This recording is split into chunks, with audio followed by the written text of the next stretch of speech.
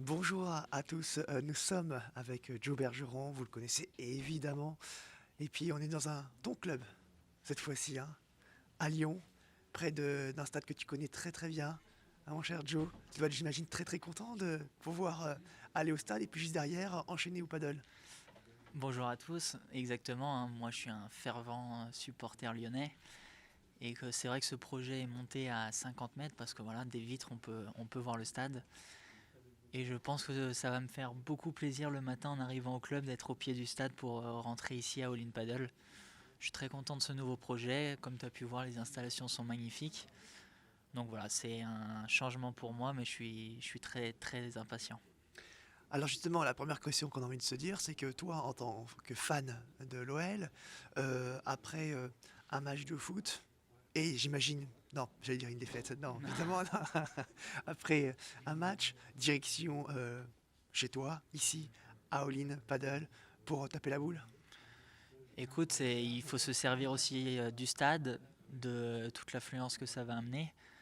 Voilà, on va essayer de faire des événements, de proposer des choses pendant les matchs aussi pour ceux qui ne peuvent pas aller au stade.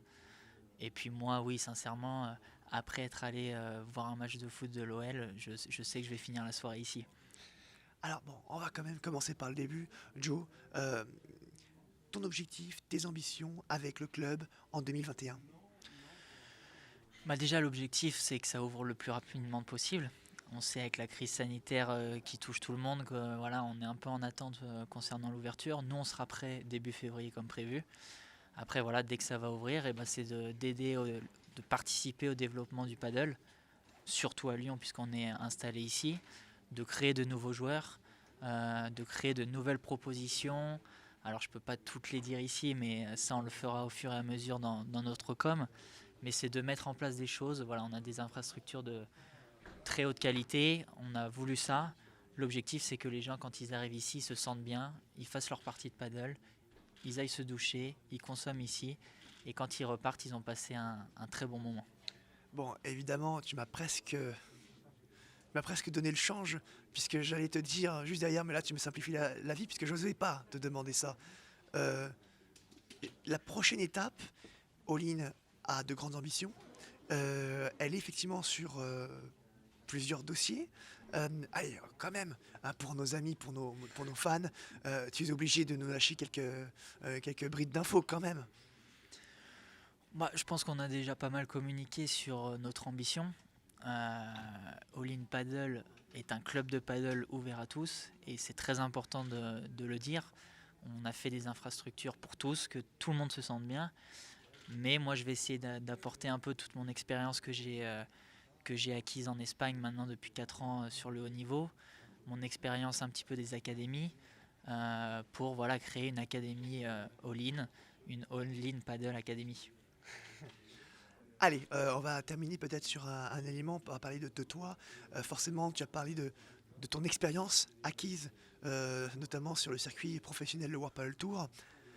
Parfois, on entend, mais qu'est-ce qu'ils peuvent apporter justement ces joueurs français qui partent à l'aventure sur le circuit espagnol? Tu arrives aujourd'hui avec beaucoup d'expérience.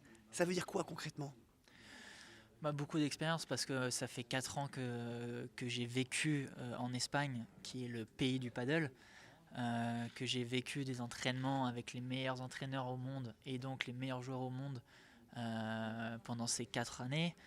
Voilà, j'ai pu faire des entraînements avec Bella, avec Sagno, avec Paquito, entraîné par Choya, par Marcela, enfin voilà, par Pablo Emma, par des grands noms. Donc tout ceci m'a apporté un petit peu une connaissance beaucoup plus approfondie et plus rapide que ce qu'on peut avoir ici en France actuellement. Alors l'objectif c'est de rattraper ce temps un peu qu'on a de retard. Ça va mettre du temps, mais je pense que nous les joueurs qui sommes partis en Espagne vivre ça, et ben ça va peut-être permettre d'aider à travers des idées nouvelles et même à travers des certitudes aussi. Parce qu'il y a des choses où, à force de l'avoir vécu pendant 4 ans, et ben on a certaines certitudes aussi en tête qui peuvent faire gagner du temps à un club. Alors, justement, là aussi, j'ai une ou deux questions qui me viennent à l'esprit, puisque forcément, il y a plein de thèmes d'actualité. Bon, on va en profiter, hein, on est à All In Paddle, on est avec le champion de France de paddle. Il y a plusieurs questions qui se posent. D'abord, la première, tu vas quand même continuer l'aventure professionnelle de paddle, Oui. même si tu vas rester ici, vivre ici. Alors le gros changement, bah, c'est que je vais vivre ici, donc je vais m'entraîner ici. Je serai tous les jours ici, donc même les gens qui veulent s'entraîner ou voir, ils sauront qu'en venant ici, j'y serai. Donc je vais monter une structure d'entraînement autour de moi basée à All In Paddle ici. Donc le circuit français, bah, ça ne change en rien, tous les plus gros tournois seront joués, les championnats de France bien évidemment. Et après le circuit pro, l'objectif bah, c'est de faire toutes les étapes. On verra dans l'année s'il faut arranger quelque chose ou pas, mais en tout cas voilà, le départ c'est de pouvoir faire toutes les étapes et en tout cas de m'entraîner ici pour être le plus performant possible. Et puis Joe a l'intention pour vous en exclusivité de nous annoncer qu'en Espagne, il a trouvé son partenaire, puisque tu ne joueras pas avec Benjamin Tison en Espagne, Non. tu vas jouer avec. Alors, pour tout avouer, j'ai trouvé. Ça s'est officialisé il y a quelques jours. Je peux vous dire que c'est un gaucher. Donc il y a un profil un peu comme Ben et c'est ce que je cherchais. Pour moi aussi m'aider dans mon apprentissage à gauche, puisque c'est quand même un gros changement pour moi. Donc c'est un gaucher, c'est quelqu'un qui a beaucoup d'expérience et c'est quelqu'un qui a été quand même 32e mondial. Voilà. Quelqu'un qui attendait. Allez, tu peux nous donner son âge peut-être. On va essayer de nous chercher, de faire toutes mes. Donne-nous une bricole. Il a été 32e mondial il y a quelques temps. Ça peut t'aider un petit peu. Mais non, c'est quelqu'un qui est compétiteur, qui est compétitif surtout. Espagnol ou argentin? Espagnol. Donc voilà, ça va être un nouveau projet. Il m'a montré qu'il avait confiance en moi. Ça me tenait à cœur parce que voilà, c'est un changement de côté. Ils ne me connaissent pas. Il m'a toujours vu jouer à droite. Et tu as déjà joué contre lui? Non. Mais tu as déjà joué avec lui à l'entraînement? Non plus. Mais une paire française a joué contre lui cette année. En 2020, sur les circuits du Whirlpool Tour, une paire française, 100% française, a déjà joué contre lui.